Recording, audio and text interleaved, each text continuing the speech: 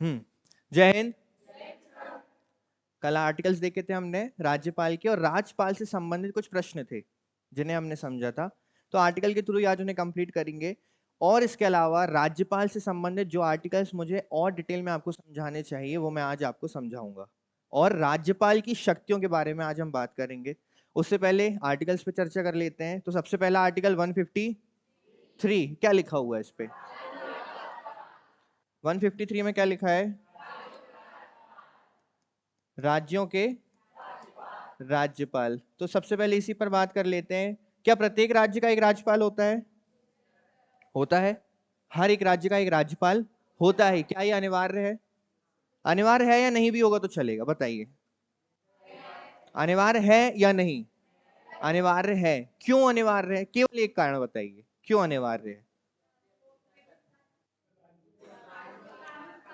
क्योंकि जिस प्रकार से केंद्र में बिना राष्ट्रपति की स्वीकृति के कोई भी बिल एक्ट नहीं बन सकता, ठीक है, कोई भी आपका अधिनियम कोई भी आपका विधेयक अधिनियम नहीं बन सकता, उसी प्रकार राज्यों में कोई भी बिल जब तक एक्ट या लॉ नहीं बन सकता जब तक किसकी स्वीकृति ना हो? राज्यपाल की। इसके अलावा भी बहुत सारी शक्तियां हैं राज्यपाल के पास, वो भी हम देखेंगे। तो राज्यों के राज्यपाल। अच्छा, क्या एक राज्य के, दो राज्य के एक राज्यपाल हो सकते हैं? हो सकते हैं। इसका मतलब हर राज्य में राज्यपाल होना कंपलसरी है। और हमने ये देखा कि जिस राज्य में राज्यपाल की मृत्यु हो जाती है, या राज्यपाल पद से इस्तीफा दे देते हैं, या किसी भी कारणवश वो पद रिक्त होता है, या राज्यपाल अनुपस्थित होते हैं, तो उस जगह पर फिर एक कार्यकारी राज्यपाल की नियुक्ति की जाती है, क्योंकि राज्यपाल के बिना राज्य की कार्यपालिका क्या है? एकदम अधूरी है। वर्किंग बॉडी वर्किंग में नहीं रहेगी। जिस प्रकार से केंद्र का संवैधानिक प्रमुख कौन है? आपका राष्ट्रपति। वैसे ही राज्य कार्यकारिणी का संवैधानिक प्रमुख कौन है? आपका राज्यपाल है। ठीक है, तो 153 राज्यों के राज्यपाल होंगे। 155 क्या है?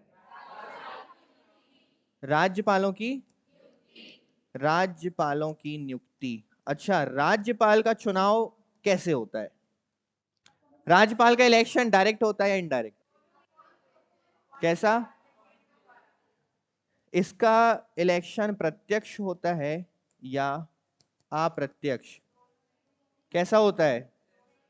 दोनों ही नहीं होता। ना ही प्रत्यक्ष इलेक्शन होंगे, डायरेक्ट इलेक्शन, ना ही इनडायरेक्ट इलेक्शन। तो किस प्रकार से होता है? राज्यपाल की नियुक्ति की जाती किसके द्वारा? राष्ट्रपति के द्वारा। और राज्यपाल का नाम नामित कौन करता है? केंद्र सरकार। अच्छा, केंद्र सरकार ने राज्यपाल का नाम नामित किया है, तो क्या मैं ये मान के चलूं कि राज्यपाल संघ के अंतर्गत है, या संघ के नीचे काम करता है, यूनियन के नीचे, या संघ से एकदम स्वतंत्र रूप से काम करता है? संघ मतलब समझते हो? यूनियन। तो क्या ये संघ कार्यकारिणी के भीतर काम करता है, या पूर्णतः स्वतंत्र काम करता है संघ कार्यकारिणी से बाहर निकलकर? कैसे काम करता है? बाहर काम करता है। कैसे काम करता है? बाहर। कल ही हमने देखा था कि राज्यपाल का पद एक पूर्णतः स्वतंत्र संवैधानिक पद है, और राज्यपाल का कार्यालय भी संघ से अलग होकर एक स्वतंत्र कार्यालय है। कल देखा था। 156 क्या है? राज्यपाल का कार्यकाल। चलिए बताइए कितना होता है? राज्यपाल का कार्यकाल निश्चित नहीं है, ठीक है, परंतु अगर बोला जाए कितना होता है तो बोल सकते हो 5 वर्ष का कार्यकाल वो वहन करेगा, परंतु राष्ट्रपति कभी भी उसे उस पद से हटा सकते हैं। अब कार्यकाल क्यों नहीं बोला जाता निश्चित है कि नहीं है? क्योंकि जिसमें कार्यकाल निश्चित होता है वो तब तक उस पद पर बने रहेंगे जब तक वो कोई संवैधानिक कदाचार ना करें, या इस्तीफा ना दें, या फिर मृत्यु उनकी ना हो। परंतु राज्यपाल इन तीनों चीजों के अलावा भी पद खाली कर सकते हैं जब राष्ट्रपति उचित समझें। ठीक है, तो राष्ट्रपति के उचित समझे जाने पर भी वो पद रिक्त उन्हें करना पड़ेगा। ये था 156। 157 क्या है? योग्यताएं। किसकी योग्यताएं? राज्यपाल बनने के लिए योग्यता नंबर 1, भारत का नागरिक हो। ठीक है। कितने वर्ष की आयु?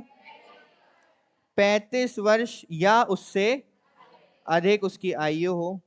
ये दो तो मेन फैक्टर है या मेजर फैक्टर्स हैं। इसके अलावा और क्या? किसी भी संसद के सदन का या राज्य विधानमंडल का वो क्या नहीं होना चाहिए?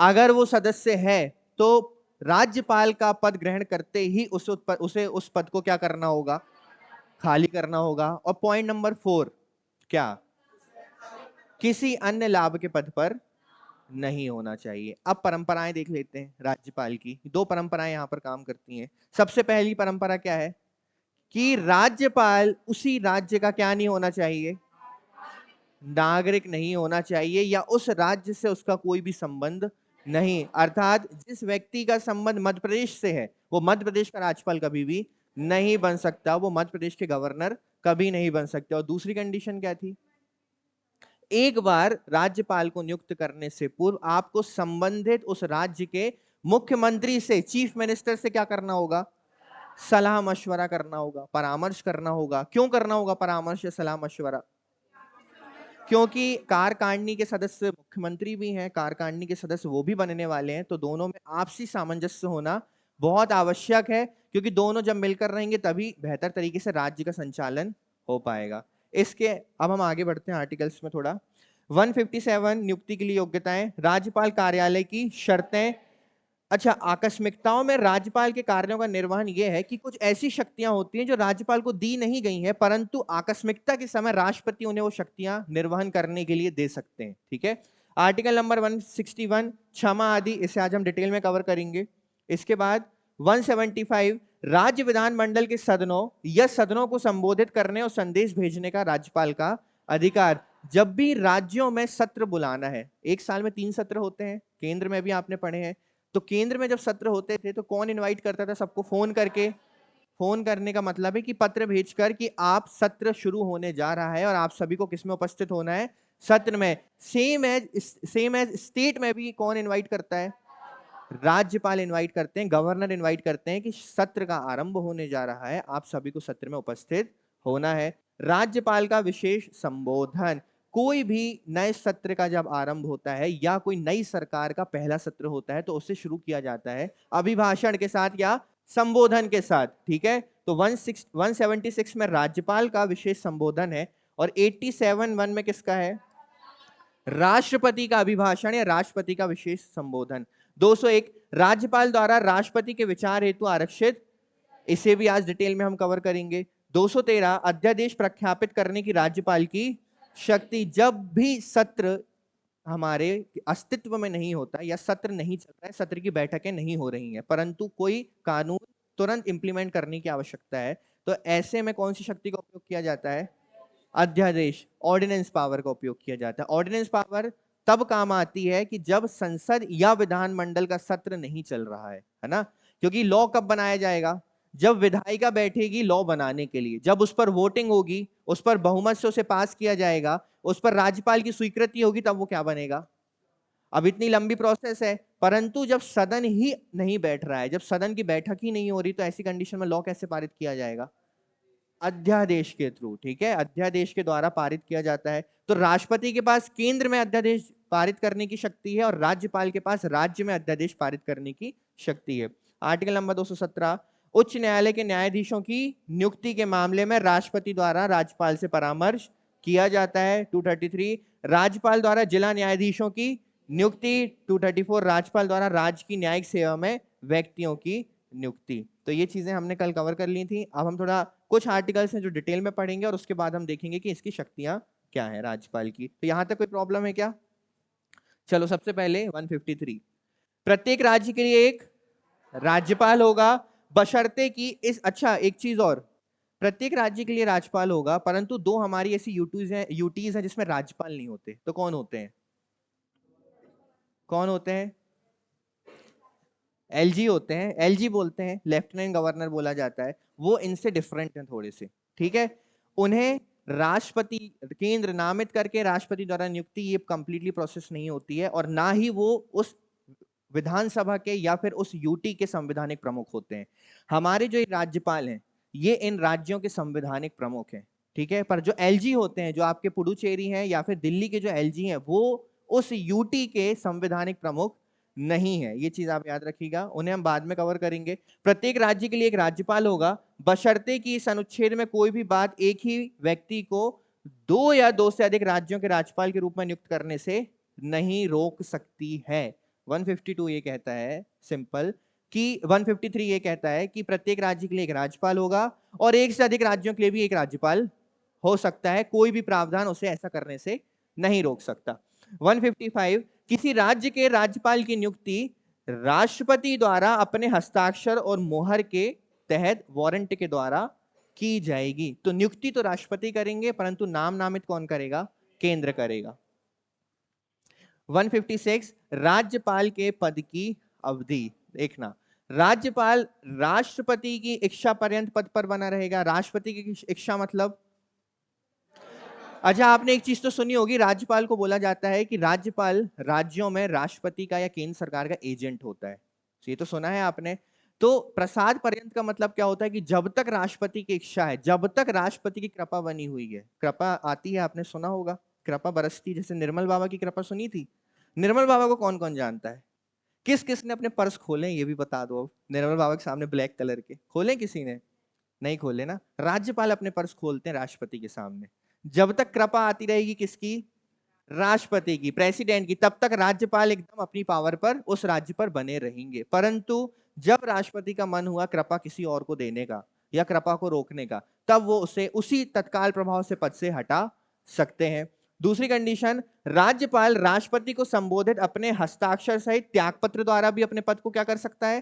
खाली कर सकता है। और थर्ड है आपका, इस अनुच्छेद के पूर्वगामी प्रावधानों के अधीन एक राज्यपाल अपने कार्यालय में प्रवेश करने की तारीख से 5 वर्ष की अवधि के लिए क्या करेगा? पद। देखो आपने बोल तो दिया 5 वर्ष की अवधि के लिए पद धारण करेगा, पर आपने ये चीज पॉइंट नंबर 3 में बोली, आपने उससे पहले क्या बोल दिया? कि राष्ट्रपति के प्रसाद पर्यंत है। 5 वर्ष तो कार्यकाल है, परंतु पूर्ण रूप से नहीं है, राष्ट्रपति के प्रसाद पर्यंत है। राष्ट्रपति की इच्छा हुई तो बने रहेंगे, 5 वर्ष के बाद भी बने रह सकते हैं, है ना, फिर से बना देते हैं राष्ट्रपति। और अगर इच्छा नहीं है तो फिर नहीं बने रह सकते। एक राज्यपाल अपने कार्यकाल की समाप्ति के बावजूद तब तक पद पर बना रह सकता है जब तक कि उसका उत्तराधिकारी उसके कार्यालय में प्रवेश, उत्तराधिकारी मतलब उसका पुत्र या पुत्री नहीं होता, उत्तराधिकारी मतलब कोई अन्य राज्यपाल जब तक उस ऑफिस में ना आ जाए तब तक। अनुच्छेद 157 राज्यपाल के रूप में नियुक्ति के लिए योग्यताएं ये हमने देख ली हैं। कोई भी व्यक्ति राज्यपाल के रूप में नियुक्त हो सकता है, पात्र नहीं होगा जब तक कि वह भारत का नागरिक ना हो और 35 वर्ष की उम्र उसने पूरी ना कर ली हो तब तक।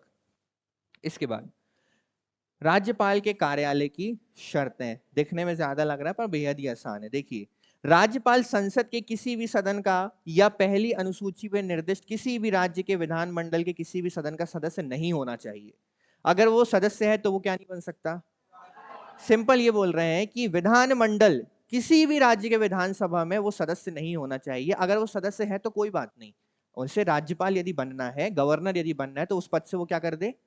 इस्तीफा दे दे। वो दोनों पद पर बना नहीं रह सकता, विधायकी के भी मजे ले लो और गवर्नर के भी मजे ले लो, ऐसा नहीं होता। यहाँ पर एक ही मजे दिए जाएंगे, या तो गवर्नर के ले लीजिए या तो विधायकी के।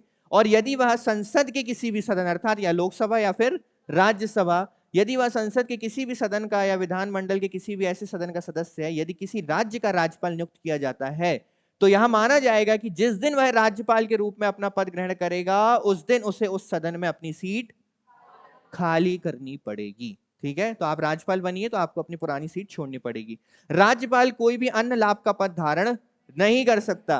राज्यपाल अपने आधिकारिक आवासों के उपयोग के लिए किराए का भुगतान किए बिना हकदार होगा, अर्थात राज्यपाल को जो घर दिया जाएगा रहने के लिए उसका किराया भुगतान नहीं करना है, फ्री में रह सकते हैं।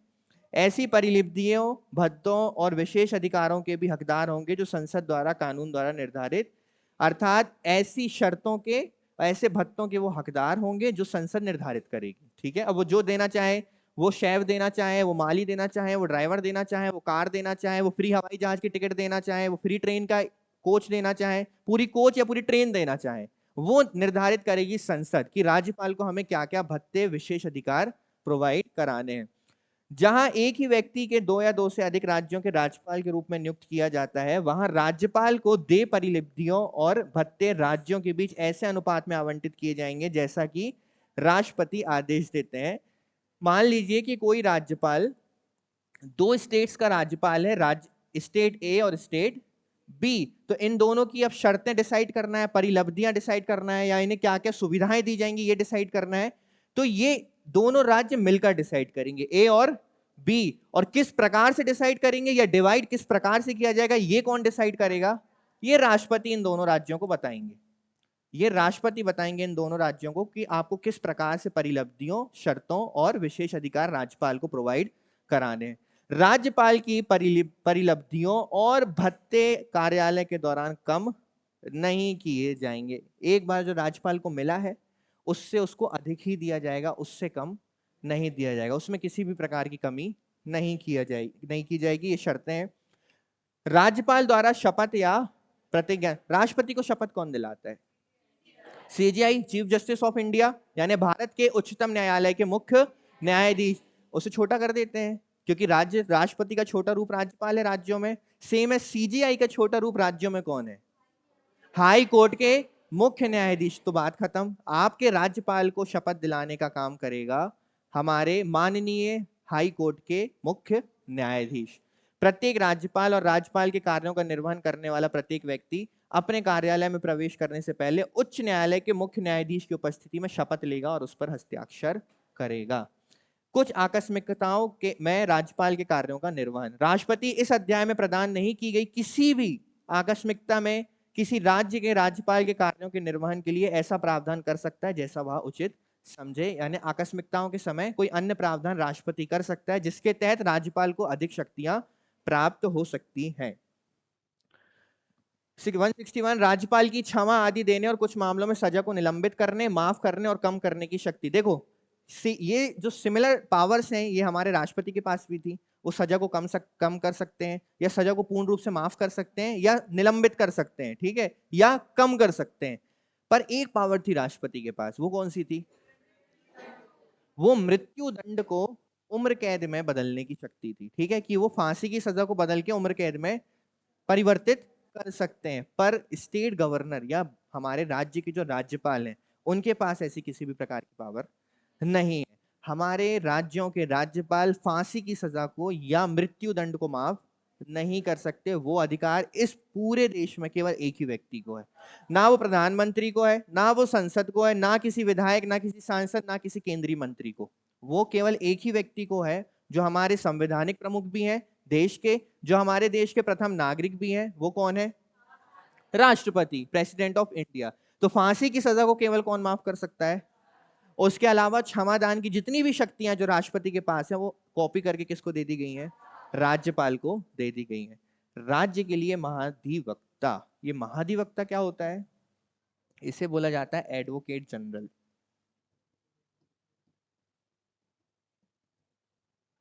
केंद्र में इसे बोला जाता है महान्यायवादी। बोला जाता है महान्यायवादी को इंग्लिश में बोला जाता है अटॉर्नी जनरल।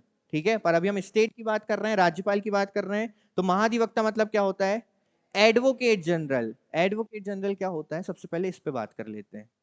एडवोकेट जनरल होता क्या है? महाधिवक्ता एक ही होता है, याद रखिएगा। स्टेट का एक ही महाधिवक्ता होता है जो आपके हाई कोर्ट में बैठते हैं जाकर। ठीक है, महाधिवक्ता स्टेट के वकील होते हैं। सरल भाषा में बताएं तो स्टेट के एडवोकेट होते हैं। वो स्टेट को सभी प्रकार की कानूनी कार्यवाहियों में सलाह देने का काम कौन करता है? Advocate general. और स्टेट के अगेंस्ट यदि कोई वाद आता है या स्टेट के अगेंस्ट कोई केस आता है जिसमें चैलेंज उस स्टेट को किया जाता है, तो उसकी तरफ से स्टेट को रिप्रेजेंट करने का काम कौन करता है? वो एडवोकेट जनरल करते हैं। अर्थात हमारे राज्य का वकील कौन है? Advocate general. ठीक है, हमारे राज्यों के वकील कौन होते हैं? Advocate general. और इस एडवोकेट जनरल की नियुक्ति करने का अधिकार किसके पास है? आर्टिकल नंबर 165 के तहत। ये शायद कल नहीं था, है ना? कल जो हमने आर्टिकल्स पढ़े उसमें ये नहीं था। और शायद एक और चीज ये भी नहीं था, शायद ये नहीं, सॉरी, शपथ नहीं था। 159 है ना, ऐड कर लेना आप लोग। 165 राज्य के लिए महाधिवक्ता।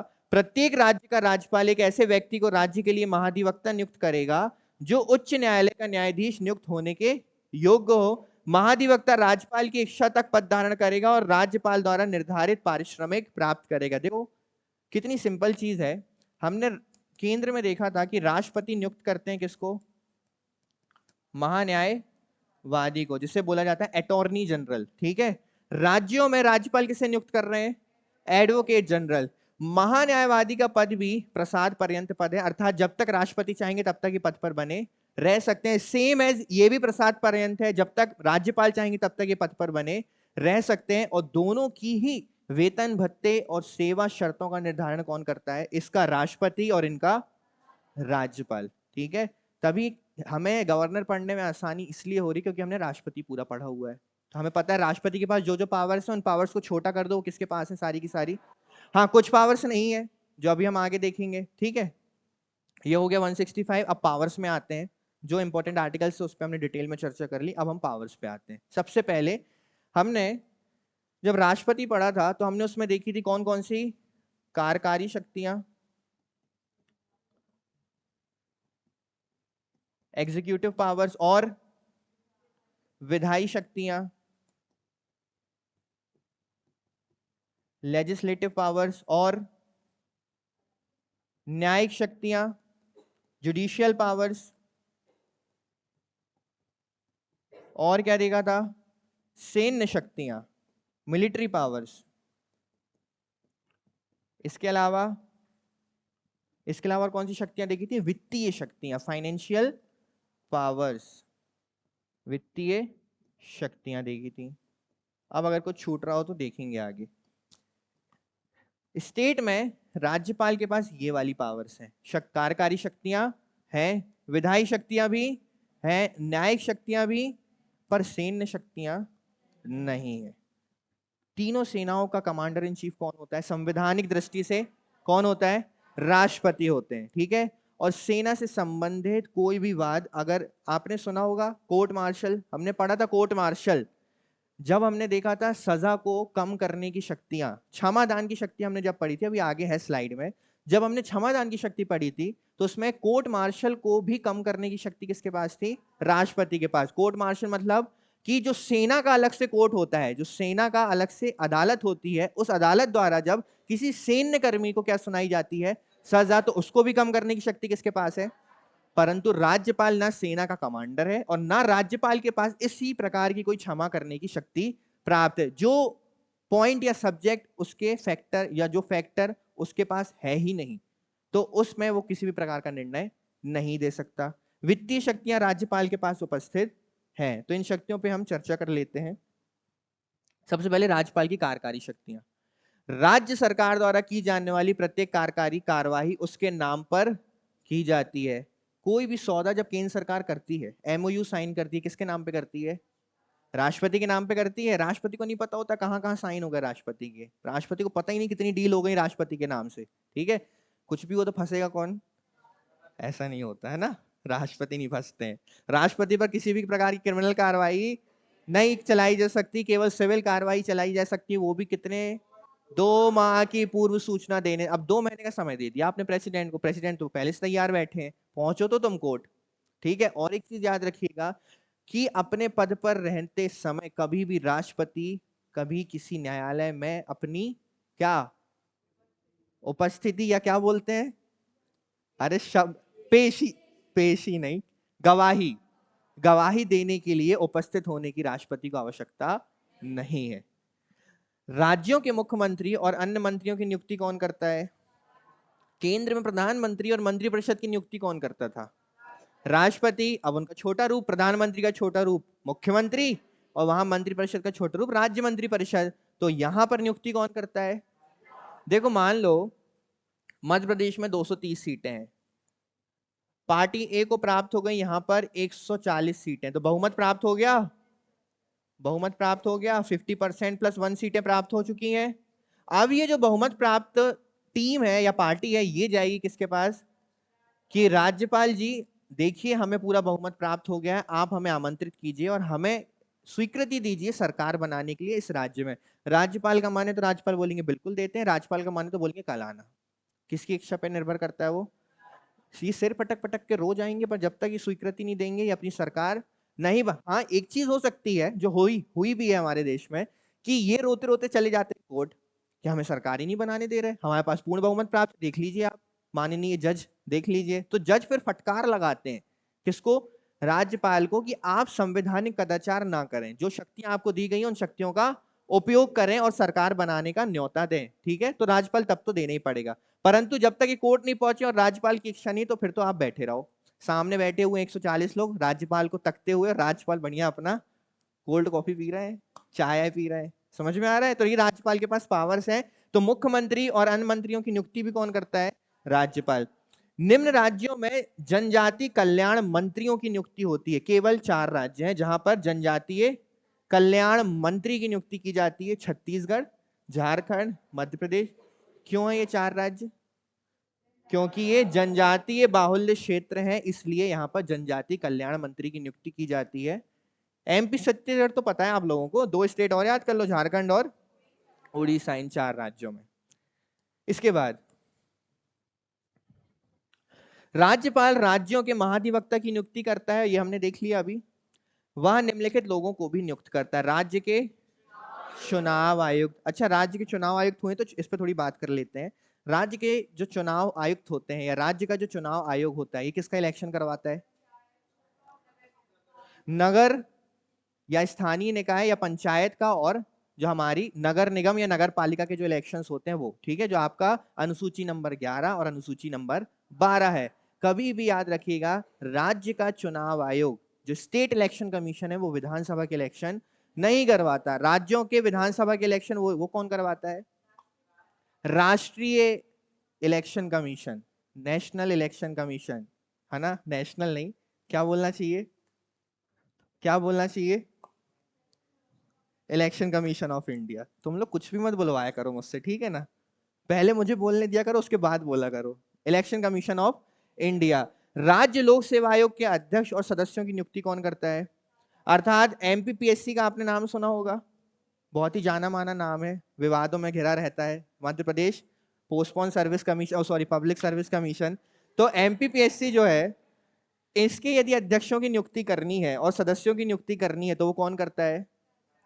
हमारे राज्यपाल। और राज्य के विश्वविद्यालय यूनिवर्सिटीज के कुलपतियों की नियुक्ति भी कौन करता है? राज्यपाल करते हैं। ठीक है, ऐसा नहीं कि इनका कोई इलेक्शन होता है या टीचर्स मिलके कर देते हैं। ठीक है, तो इन लोगों की नियुक्ति कौन करेगा?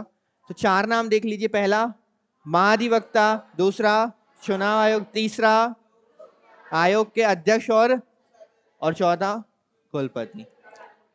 राज्यपाल राज्य सरकार से कभी भी आवश्यकता पड़ने पर क्या मांग सकते हैं? जानकारी। राष्ट्रपति से राज्य में संवैधानिक आपातकाल की सिफारिश। आपने जब आपातकालीन उपबंध पढ़े थे तो उसमें हमने एक पॉइंट पढ़ा था कि राज्यों में आपातकाल लगाने अर्थात राष्ट्रपति शासन लगाने की सिफारिश राष्ट्रपति के पास कौन भेजता है? राज्यपाल। राज्यपाल निम्न आधारों पर वो कंडीशन या फिर वो सिफारिश भेज सकता है कि यहां पर क्या है, चुनाव कराने में अभी इलेक्शन कमीशन असमर्थ है, पहली कंडीशन। और दूसरा, जब ऐसी स्थिति उत्पन्न हो जाए कि राज्य सरकार केंद्र द्वारा लागू किए गए नियमों को अपने राज्यों में लागू करने से क्या कर दे? मना कर दे। तो ऐसे विवाद की स्थिति में राज्यपाल सिफारिश कर सकते हैं कि राष्ट्रपति जी फोन कर सकते हैं, इस स्टेट में क्या लगा दो आप, बहुत हवा में उड़ रहा है, इस पर आप राष्ट्रपति शासन लगा दीजिए। राष्ट्रपति शासन लग जाता है तो होता यह है कि वहां की तत्कालीन जो सरकार होती है वो तुरंत ही समाप्त हो जाती है। फिर किसका शासन आ जाता है वहां पर? राष्ट्रपति का शासन। और राष्ट्रपति का शासन आने का मतलब है केंद्र का शासन आना। राज्य में राष्ट्रपति शासन के दौरान राष्ट्रपति के एजेंट के रूप में राज्यपाल को व्यापक कार्यकारी शक्तियां प्राप्त होती हैं। राज्यपाल की विधायी शक्तियां, विधि से संबंधित शक्तियां। राज्य विधानमंडल का सत्रावसान करना और राज्य विधानसभाओं को भंग करने की शक्ति किसके पास है? लोकसभा को भंग करने की शक्ति किसके पास है? राष्ट्रपति के पास है। विधानसभा को भंग करने की शक्ति किसके पास है? अर्थात विधानसभा को डिसॉल्व करने यानी कंप्लीटली गवर्नमेंट को डिसॉल्व करने की पावर किसके पास है? राज्यपाल के पास है। अच्छा, ये अपने मन से डिसॉल्व नहीं करते हैं, आपको पता है कि मंत्रिमंडल या मंत्रि परिषद की सलाह उस पर बाध्यकारी है। वह प्रत्येक वर्ष के पहले सत्र में राज्य विधानमंडल को क्या करता है? संबोधित करता है। यह भी हमने देखा। यदि कोई विधेयक राज्य विधानमंडल में लंबित है तो राज्यपाल उससे संबंधित विधेयक राज्य विधानमंडल को भेज सकता है और नहीं भी। ये चीजें आगे मैं आपको बताऊंगा जब हम उसकी पावर्स पढ़ेंगे विधेयक से संबंधित। यदि विधानसभा का अध्यक्ष और उपाध्यक्ष अनुपस्थित है, विधानसभा में अध्यक्ष होते हैं, उपाध्यक्ष होते हैं, अब दोनों ही अनुपस्थित हैं, पर कार्यकारिणी है, बैठकें तो चल रही हैं, डिसीजंस तो होने हैं, वोटिंग तो होनी है। तो ऐसी स्थिति में नाम नामित कौन करेगा किसी कार्यकारिणी अध्यक्ष का? राज्यपाल करेंगे। यदि विधानसभा का अध्यक्ष और उपाध्यक्ष अनुपस्थित हो तो राज्यपाल सत्र की अध्यक्षता के लिए किसी व्यक्ति को नियुक्त कर सकता है, केवल कार्यवाहक, परमानेंट नहीं। जब ये वापस आ जाएंगे तो फिर से ये अध्यक्ष पद अपना संभालेंगे। चूंकि राष्ट्रपति राज्यसभा में कितने सदस्य, तो जल्दी से बताओ ये व्यवस्था कहां से ली गई? तुम्हें क्या पता ही था मैं सवाल पूछने वाला हूं, मुंह पे रखा ही था आयरलैंड, बिल्कुल। चलो अच्छी बात है। ये जो व्यवस्था कहां से ली है? आयरलैंड से कॉपी की गई है। राष्ट्रपति राज्यसभा में 12 सदस्यों को नामांकित या मनोनीत करते हैं। राज्यपाल विधान परिषद, अच्छा हर राज्य में विधान परिषद नहीं होती है। देखो मैं आपको एक चीज समझा देता हूं, जो हमारा संसद है ये 3 चीजों से मिलकर बना है। पहला लोकसभा, दूसरा राज्यसभा और तीसरा राष्ट्रपति। सेम एज आप ये तीनों जो बॉडीज है यहां पर कॉपी कर सकते हैं। कहां पर? राज्य विधानमंडल में। पहला विधानसभा, दूसरा विधान परिषद और तीसरा राज्यपाल। अब एक चीज समझिएगा कि केंद्र में तो ये तीनों का होना बहुत अनिवार्य है। केंद्र में तो ये तीनों होने ही चाहिए, ठीक है। इंपॉर्टेंट है कि लोकसभा, राज्यसभा, राष्ट्रपति होने ही चाहिए, परंतु राज्यों में इसका होना कंपलसरी नहीं है। हर राज्य में विधान परिषद आपको देखने, क्या मध्य प्रदेश में विधान परिषद है? क्या यूपी में है? क्या बिहार में है? अच्छा बिहार में है। ठीक है, तुम लोग अपने है पे विश्वास रखो ना, मैं तो कुछ भी बोल सकता हूं, तुम अपने है पर विश्वास रखो, ठीक है। क्या केरला में है? क्या तमिलनाडु में है? तो हमें यह पता चलता है कि हर स्टेट में विधान परिषद नहीं है। विधान परिषद उसी राज्य में बन सकती है जिस राज्य में विधान परिषद बनने की स्वीकृति संसद दे। ये जब ये परमिशन देगी तो उस राज्य में क्या बनेगी? विधान। क्या मध्य प्रदेश में है? पर मध्य प्रदेश के पास स्वीकृति है, मध्य प्रदेश के पास संसद से स्वीकृति है अपने राज्य में क्या बनाने की? विधान परिषद बनाने की। कुछ काम नहीं होता है इसका, है ना। कुछ लोगों को खुश खुश करने के लिए मेंबर्स बना दिया जाता है। होता है ना कि किसी की उम्र हो गई है, कोई मध्य प्रदेश का अच्छा खिलाड़ी है, कोई मध्य प्रदेश का अच्छा कार्यकर्ता है, किसी ने अच्छे अच्छे काम किए हैं, अब वो इलेक्शन लड़ नहीं सकते, या लड़ेंगे तो शायद हार जाएंगे, या उनकी इतनी उम्र हो चुकी है कि वो इलेक्शन अब उन्हें लड़ाया जा नहीं सकता। तो क्या करो, इन्हें पीछे के दरवाजे से संसद ले आओ। पीछे का दरवाजा मतलब ये, केंद्र में पीछे का दरवाजा राज्यसभा और राज्यों में पीछे का दरवाजा विधान। मतलब कुछ नहीं है, आपको इलेक्शन लड़ना ही नहीं है। यहां पर विधायकों के द्वारा चुन लिया जाएगा आपको, और यहां पर भी विधायकों के द्वारा चुन लिया जाएगा। बस यहां पे कंडीशन ये है कि यहां पर 12 सदस्य मनोनीत किए जाते हैं, यहां 1/12 या शायद 1/6, कितने हैं? 1/6, 1/6 सदस्य यहां पर क्या किए जाते हैं? मनोनीत किए जाते हैं। मनोनीत मतलब डायरेक्ट यहां से उठाया और यहां पर रख दिया कि ऐश करो, यहां पर बैठो, ऐश मत करो, यहां पर बैठो और कुछ अच्छा काम करो, ठीक है, कुछ अच्छी नई चीजें लेकर आओ राज्यों के लिए। तो ये कंपलसरी नहीं है। अभी मध्य प्रदेश में विधानसभा है और राज्यपाल आपके हैं। और यदि विधान परिषद है जिन राज्यों में, तो उन राज्यों में राज्यपाल कितने सदस्य? टोटल मेंबर्स के, कुल सदस्यों के कितने? 1/6 सदस्यों को इस विधान परिषद में बैठा सकते हैं, अर्थात नियुक्त कर सकते हैं। अब ये सदस्य कहां से लेकर आए जाएंगे? साहित्य के क्षेत्र से, विज्ञान के क्षेत्र से, कला के क्षेत्र से, सहकारी आंदोलन के क्षेत्र से और सामाजिक सेवा के क्षेत्र से लेकर आए जाएंगे। तो हमने ये देखा कि जिस प्रकार की पावर राष्ट्रपति के पास राज्यसभा में है, वैसी पावर यहां पर भी राज्यपाल के पास उपस्थित है। परंतु यहां पर साफ साफ लिखा है कितने सदस्य? यहां पर लिखा है कुल सदस्यों का 1/6 सदस्य, 1/6 मेंबर्स, ठीक है। तो ये है उसकी विधायी पावर्स। और देख लेते हैं, राज्य विधानमंडल में पेश किए गए विधेयक के संबंध में वह कर सकता है, क्या कर सकता है? पहली चीज, उस बिल को सहमति दे सकता है।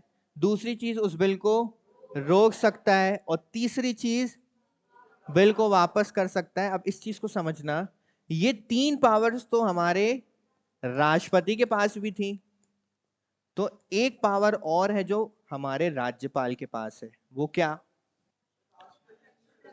कि कुछ ऐसे बिल्स हैं देखो विधानसभा में कुछ ऐसे बिल्स आते हैं जिसमें केवल राज्यपाल की स्वीकृति नहीं चाहिए, उसमें और किसकी स्वीकृति चाहिए, उसमें राष्ट्रपति की स्वीकृति भी चाहिए। राष्ट्रपति के विचार के लिए विधेयक को सुरक्षित रखे ऐसे मामलों में जहां राज्य विधानमंडल में पेश किया गया विधेयक राज्य उच्च न्यायालय की स्थिति में खतरे में डालता है। अब यहाँ पर एक सवाल और आता है, वो कौन कौन से विषय हैं जो राष्ट्रपति के लिए आरक्षित रखे जाएंगे, अर्थात वो कौन कौन से बिल्स हैं जो राज्यों में आएंगे विधानमंडल में और राज्यपाल के पास पहुंचेंगे साइन करने के लिए, और राज्यपाल उसे बोल देगा कि रुक जाओ, ये पहले किसके पास जाएंगे, राष्ट्रपति के पास, उसके बाद मैं इसकी स्वीकृति आपको दे सकता हूं और उसके बाद आप इसको लॉ या फिर एक्ट बना सकते हैं। तो वो देख लें सब्जेक्ट्स कौन कौन से होते हैं। वो सब्जेक्ट्स देखते हैं जो रिजर्व रखे जाते हैं राष्ट्रपति की स्वीकृति के लिए। सबसे पहले राज्यपाल निम्नलिखित मामलों में विधेयक को राष्ट्रपति के विचार के लिए आरक्षित रख सकता है। अब बिल से समझना, जो बिल पेश कहां पर किए गए हैं, राज्य विधानमंडल के समक्ष, और स्वीकृत होने के लिए कहां गए हैं, पर राज्यपाल उस पर साइन नहीं कर रहे हैं, क्योंकि राज्यपाल ने बोला है पहले मुझे हाँ चाहिए किसकी, राष्ट्रपति की। तो ऐसे कौन कौन से सब्जेक्ट्स हैं जिस पर राष्ट्रपति की पहले स्वीकृति चाहिए। जब विधेयक में उल्लिखित प्रावधान संविधान के उल्लंघन कर सकता है, पहली कंडीशन। जब विधेयक में उल्लिखित प्रावधान राज्य के नीति निर्देशक सिद्धांतों का विरोध करता है, दूसरी कंडीशन। जब विधेयक में उल्लिखित प्रावधान देश के व्यापक हितों में, अच्छा देखो ये चीज क्यों कर रहा है राज्यपाल पता है, देखो ये बड़े फैक्टर्स है सारे, मेजर फैक्टर्स, संविधान का उल्लंघन बड़ा टॉपिक है, राज्य के नीति निर्देशक सिद्धांतों का विरोध, देश के व्यापक हितों में। तो राज्यपाल क्या सोचते हैं यहाँ पे, हमको नहीं फंसना इस मामले में, समझ रहे हो, अगर हमने यहाँ साइन कर दिया कुछ ऊपर नीचे हो गया तो हम तो निपट जाएंगे। तो क्या करना है हमें, किसको फंसाओ, राष्ट्रपति जी ने हाँ बोला, वो जो जीजा जी बोलेंगे वो मैं, तो यहाँ जीजा जी कौन है, राष्ट्रपति हैं, राष्ट्रपति जी जो बोलेंगे, अब वो कुछ भी, उन्होंने हाँ कर दी तो मैं भी हाँ कर दूंगा, उन्होंने ना बोली तो हम भी ना कर देंगे। जब विधेयक में उल्लिखित प्रावधान राष्ट्रीय महत्व की चिंता करता हो, और जब विधेयक में उल्लिखित प्रावधान संपत्ति के अधिग्रहण अर्थात आर्टिकल नंबर 31A से संबंधित हो। इन 5 मामलों में यदि कोई भी सब्जेक्ट उस बिल के भीतर है तो वो बिल पहले किसकी स्वीकृति के लिए जाएगा, वो जाएगा राष्ट्रपति की स्वीकृति के लिए। राष्ट्रपति स्वीकृत कर देंगे तो राज्यपाल भी उसे स्वीकृत कर देंगे। राज्यपाल सदस्यों की अयोग्यता के लिए चुनाव आयोग से क्या कर सकता है, परामर्श कर सकते हैं, ये राष्ट्रपति भी करते थे। उसके द्वारा एक अध्यादेश तब प्रख्यापित किया जा सकता है जब विधानसभा या परिषद का सत्र नहीं चल रहा है, ये चीज हम जानते हैं। निम्नलिखित रिपोर्ट राज्यपाल द्वारा प्रस्तुत की जाती है, कहां पर प्रस्तुत की जाती है, विधानमंडल में। राज्य वित्त आयोग की रिपोर्ट, राज्य लोक सेवा आयोग की रिपोर्ट और सीएजी की रिपोर्ट, जिसमें उस राज्य से संबंधित कोई, आपने कुछ रिपोर्ट्स देखी होंगी जो पेश तो राष्ट्रपति के पास की जाती हैं, पर राष्ट्रपति उस रिपोर्ट की कॉपी कहां भेजता है, उस राज्य के पास भेजता है जिस राज्य की बात उस रिपोर्ट के अंदर पता है। तो उस राज्य के पास भेजता है तो फोन करके मुख्यमंत्री के हाथों में नहीं देता है, वो किसको देता है, वो राज्यपाल को देते हैं कि राज्यपाल जी इसे आप प्रस्तुत कीजिए राज्य विधानमंडल के समक्ष। क्लियर है ये चीज। तो इस प्रकार की रिपोर्ट ये पेश कर सकते हैं। इसके बाद राज्यपाल की वित्तीय शक्तियां, देखो इसमें कुछ नहीं है, वह राज्य विधानमंडल में रखे जाने वाले राज्य बजट की देखरेख करता है। उनकी सिफारिश राज्य विधानमंडल में धन विधेयक पेश करने के लिए एक शर्त है, कभी भी धन विधेयक किसकी सिफारिश के बिना पारित नहीं होता, राज्यपाल की सिफारिश के बिना पारित नहीं होता। वह अनुदान की मांग की अनुशंसा करता है जो अन्यथा नहीं दिया जा सकता। जिस प्रकार से सभी निधियां जो रखी गई हैं आपकी, चाहे वो संचित निधि हो या आकस्मिक निधि हो, स्वीकृति किसकी अनिवार्य है, राष्ट्रपति की स्वीकृति अनिवार्य होती है। वैसे राज्यों में जब आपको अनुदान चाहिए, फंड चाहिए, तो आपको पहले किसकी अनुशंसा चाहिए, किसकी स्वीकृति चाहिए, राज्य की आकस्मिकता निधि उसके अधीन है और वह अप्रत्याशित व्यय को पूरा करने के लिए उससे अग्रिम राशि, क्योंकि हमारे केंद्र में आकस्मिक निधि राष्ट्रपति के अंतर्गत आती है और राज्य में आकस्मिकता निधि किसके अंतर्गत आती है, और उनकी स्वीकृति के बिना इससे किसी भी प्रकार का फंड बाहर निकाला नहीं जा सकता। उनके द्वारा प्रत्येक 5 वर्ष में राज्य वित्त आयोग का, ये तो केंद्र में भी करते हैं राष्ट्रपति वित्त आयोग का गठन, यहां पर राज्य वित्त आयोग का गठन कौन करता है, राज्यपाल करते हैं। राज्यपाल की न्यायिक शक्तियां, जुडिशियल पावर्स, किसी राज्य के राज्यपाल के पास सजा को माफ करने, राहत देने, कम करने, निलंबित करने या माफ करने की, पर यहां एक चीज मिसिंग है क्या? मृत्यु दंड को माफ करने की शक्ति। क्या राज्यपाल के पास मृत्यु दंड को माफ करने की शक्ति है? क्या फांसी की सजा को माफ कर सकता है? अगर फांसी की सजा कोई माफ करवाने के लिए राज्यपाल के पास आएगा तो राज्यपाल क्या बोलेंगे उससे? बड़े भाई के पास जाओ। क्या किसके पास? बड़े भाई कौन? अरे जीजा जी, ऐसा मत बोलो। जीजा जी के मतलब समझते हो? वो सिर्फ ऐसे ही था ना, डायलॉग था। तुम तो जीजा जी बनाती राष्ट्रपति को। और अभी अभी तो राष्ट्रपति हमारी माननीय दीदी है ना, माननीय द्रौपदी मुर्मू जी हैं। उन्हें भी कुछ बना दोगे तुम लोग, है ना? उच्च न्यायालय के न्यायाधीशों की नियुक्ति कौन करता है? उच्च न्यायालय के न्यायाधीशों की नियुक्ति को, उच्चतम न्यायालय के न्याय नियुक्ति का मतलब होता है नियुक्ति पत्र देना। आप लोग ना कंफ्यूज मत हुआ करो। नियुक्ति मतलब ये नहीं कि कौन चुनता है, ठीक है? अभी मैंने आपसे बोला राज्यपाल की नियुक्ति कौन करता है? राष्ट्रपति। पर मैंने बोला चुनता वो है। नामित कौन करता है? सेम एज आपके उच्च न्यायालय के न्यायाधीशों की नियुक्ति पत्र प्रदान करना है, अर्थात उन्हें बोलना कि आप ये पद को ग्रहण कर सकते हो। और आपको शपथ दिलाने का काम भी कौन करेगा? मैं हूं ना, गवर्नर। हम कराएंगे आपको शपथ दिलाने का काम, ठीक है? राष्ट्रपति राज्यपाल से परामर्श करता है। राज्य उच्च न्यायालय के परामर्श से राज्य जिला न्यायाधीशों की नियुक्ति करता है और पोस्टिंग करता है। राज्य उच्च न्यायालय और राज्य लोक सेवा आयोग के परामर्श से वह व्यक्तियों को न्यायिक सेवाओं में नियुक्त भी करता है। अब ये हो गई सारी उसकी पावर्स। अब कुछ डिफरेंशिएट चीजें हैं जो हमें पढ़नी है दोनों में अंतर, ताकि आपको चीजें क्लियर हो सके। क्षमादान की शक्ति, देखो दोनों में सेम चलेंगी, सिर्फ थोड़ा ही अंतर आएगा। या केंद्रीय कानून के खिलाफ किसी भी अपराध के लिए दोषी ठहराए गए व्यक्ति की सजा को माफ कर सकता है, राहत दे सकता है, माफ कर निलंबित कर सकता है या सजा को कम कर सकता है। यहां पर भी सेम एज। वह राज्य कानून के खिलाफ किसी भी अपराध के लिए दोषी ठहराया गया किसी भी व्यक्ति की सजा को माफ कर सकता है, राहत दे सकता है या निलंबित या कम कर सकता है। कोई अंतर है क्या? कोई अंतर नहीं। वह मौत की सजा को माफ कर सकता है, कम कर सकता है, राहत दे सकता है, निलंबित कर सकता है और मौत की सजा माफ करने का एकमात्र ये अधिकारी है।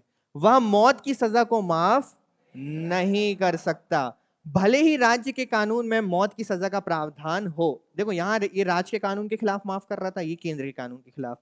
भले ही राज्य में फांसी की सजा का प्रावधान किया गया है, पर वो तब भी उसे माफ नहीं कर सकता। माफी देने की शक्ति किसके पास है? राज्यपाल के पास नहीं, लेकिन वे मौत की सजा को निलंबित कर सकते हैं, कम कर सकते हैं या कम, ये कौन कर सकता है? राष्ट्रपति, ना कि राज्यपाल। अब यहां ध्यान दीजिएगा, यह कोर्ट मार्शल सैन्य अदालत द्वारा दी गई सजा या सजा के संबंध में क्षमा, राहत, मोहलत, निलंबन, छूट या उसको, और इनके पास तो इस प्रकार की कोई शक्ति है। कोर्ट मार्शल से संबंधित सारी शक्तियां किसके पास है? राष्ट्रपति के पास। इसके बाद वीटो शक्तियां, वीटो शक्तियों की तुलना कर लें। वीटो शक्तियां आसान है। देखो, वह विधेयक पर अपनी सहमति दे सकता है। देखो पहली चीज, सहमति या तो हाँ कर सकते हैं या तो ना कर सकते हैं, या तो पुनर्विचार के लिए वापस भेज सकते हैं। इस पे ज्यादा समय नहीं देते। या तो हाँ होगा, या तो ना होगा, या पुनर्विचार के लिए वो वापस भेजा जाएगा। और पुनर्विचार के बाद यदि वो फिर से एज इट इज भेज दिया गया तो वो उस पर हस्ताक्षर करने के लिए बाध्यकारी है, ठीक है? अच्छा, जिन्होंने विधेयक नहीं पढ़े हैं, जो नए बच्चे हैं, वो पुराने लेक्चर्स देख लेंगे विधेयक के, है ना? तो ये चीजें आपको क्लियर हो जाएंगी। ये तीनों पावर्स इनके पास भी हैं, पर इनके पास एक चौथे नंबर की पावर भी है कि वह कुछ विधेयक को राष्ट्रपति की मंजूरी के लिए आरक्षित रख सकते हैं कि जब तक ये हाँ नहीं करेंगे तब तक इन्हें पारित नहीं किया जा सकता। इतनी ही पावर्स है राज्यपाल के पास, ठीक है? क्षमादान से संबंधित शक्तियां हमने देख ली, उसमें डिफरेंट क्या है। सैन्य पावर्स किसी भी प्रकार की इनके पास मौजूद नहीं है। बाकी सभी शक्तियां राज्यपाल के पास हैं, सरकार बनवाने की, मुख्यमंत्री को नियुक्त करने की, मंत्रिमंडल, राज्य मंत्रिमंडल को नियुक्त करने की, राज्य विधानमंडल या राज्य विधानसभा को भंग करने की, उसके सत्र को बुलाने की, सत्र को समाप्त करने की। ये सारी शक्तियां किसके पास है? राज्यपाल के पास है। कोई भी व्यक्ति राज्यपाल तब बन सकता है जब उसकी उम्र कितनी हो? 35 वर्ष या उससे ज्यादा। अच्छा, हम थोड़ी पुरानी चीजों पर चलते हैं।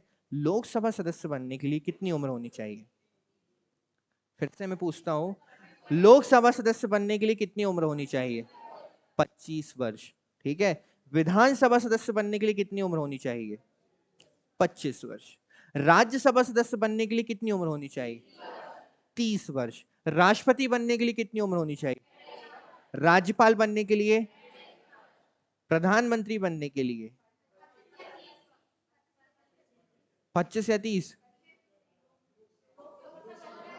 कोई भी व्यक्ति प्रधानमंत्री बन सकता है। अगर वो लोकसभा से आता है तो 25 वर्ष, और यदि वो राज्यसभा से आता है तो 30 वर्ष, क्योंकि हम जानते हैं कि राज्यसभा सदस्य भी प्रधानमंत्री का पद धारण कर सकते हैं। कोई भी व्यक्ति मुख्यमंत्री कब बन सकता है, कितनी उम्र में? 25 वर्ष, क्योंकि विधानसभा का मेंबर होगा तो कितनी? 25 वर्ष। कोई अलग से क्राइटेरिया डिसाइड नहीं किया गया है ना, कि कोई अवतार के रूप में आएगा, कुछ नई सी उम्र लेकर आएगा, चमकता हुआ चेहरा होगा, घुंघराले बाल होंगे, चश्मा पहन कर आएगा और देश का प्रधानमंत्री बन जाएगा, ऐसा नहीं है। वही सामान्य व्यक्ति जो संसद भवन में बैठा हुआ, वही क्या बनेगा? आपका प्रधानमंत्री बनेगा। तो खूब पढ़ो लिखो, प्रधानमंत्री बनो, देश के लिए कुछ करो। पॉलिटिशियन बनना कोई खराब बात नहीं है, सही तरीके से बनोगे तो बहुत अच्छी बात है। हाथ जोड़कर पैर पड़कर पॉलिटिशियन बनने का कोई मतलब नहीं। ऐसे कार्य करो कि खुद आप अपने आप ही ऊपर पहुंच जाएं। ठीक है, समाप्त करें। तो ये थे आपके राज्यपाल। अब राज्यपाल हो चुके हैं तो अब हम राज्य कार्यकारिणी की ओर आगे बढ़ेंगे, अर्थात हमारे मुख्यमंत्री, हमारी विधानसभा, विधान परिषद, उसकी मंत्रिमंडल, ये सारी चीजों पर हम आगे लेक्चर्स में बात करेंगे। ठीक है, चलिए, जय हिंद।